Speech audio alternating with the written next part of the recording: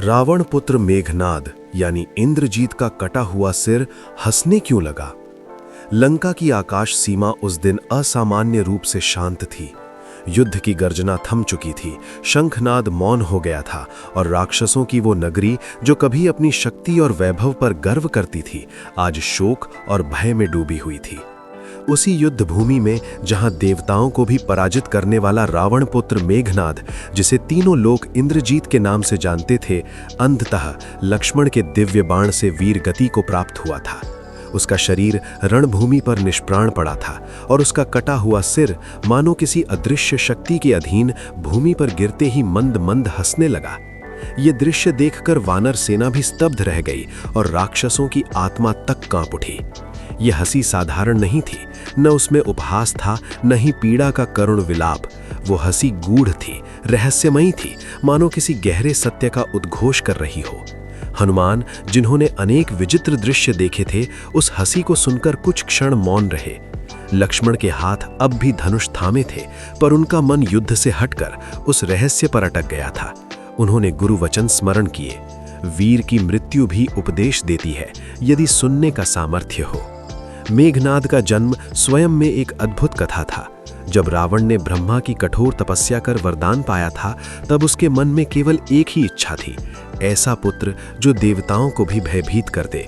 मंदोदरी ने भी उस संतान के लिए अनेक व्रत किए थे।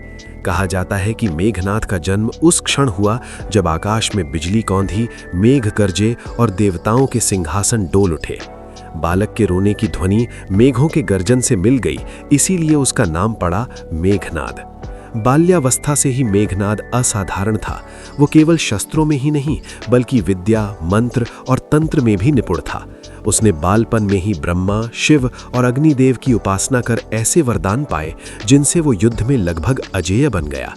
इंद्र को पराजित कर उसने इंद्रजीत की उपाधि प्राप्त की, पर इन सब के बीच उसके हृदय में एक द्वंद्व सदा पलता रहा, पिता के अहंकार और स्वयं के कर्तव्य के बीच का द्वंद्व। रावण के लिए मेघनाद केवल पुत्र नहीं था, वो उसका गर्व था, उसकी शक्ति का प्रमाण था। रावण मानता था कि जब तक मेघनाद जीवित है, लंका को कोई पराजित नहीं कर सकता। किंतु मेघनाद स्वयं जानता था कि हर वरदान की एक सीमा होती है, हर शक्ति के पीछे एक मूल्य छिपा होता है। उसने अनेक बार रावण को समझाने का प्रयास किया कि सीता का हरण अधर्म है, कि श्री राम कोई साधारण मानव नहीं है, पर अहंकार से अंधे रावण ने कभी उसकी बात नहीं सुनी। युद्ध के दिनों में जब मेघनाद निकुंभिला यज्ञ कर रहा था, तब उसे आभास हो गया था कि उसका अंत निकट है। यज्ञ भंग होते ही उसने मन ही मन स्वीकार कर लिया था कि ये युद्ध केवल शस्त्रों का नहीं, धर्म और अधर्म का है।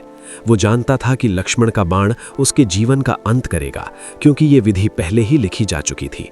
फिर भी क्षत्रिय धर्म के अनुसार उसने रणभूमि में उतरना स्वीकार किया।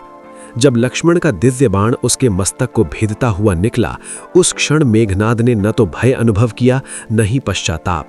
उसके भीतर एक विचित्र शांति थी, और जब उसका सिर धड़ से अलग होकर भूमि पर गिरा, तब उसके मुख पर वही शांति हंसी में बदल गई। ये हंसी इसलिए थी क्योंकि उस क्षण उसे वो सत्य दिख गया था जो जीवन भर शक्ति और अहंकार के शोर में दबा रहा था। मेघनाद की हंसी का पहला कारण था ज्ञान का उदय। मृत्यु के क्षण में उसके सभी वरदान, सभी मायाएं विलीन हो गईं और आत्मा ने स्वयं को स्वतंत्र अनुभव किया। उसे बोध हुआ कि वो जिस युद्ध को पिता के लिए, राज्य के लिए, अहंकार के लिए लड़ रहा था, वो वास्तव में आत्मा के बंधन का कारण था।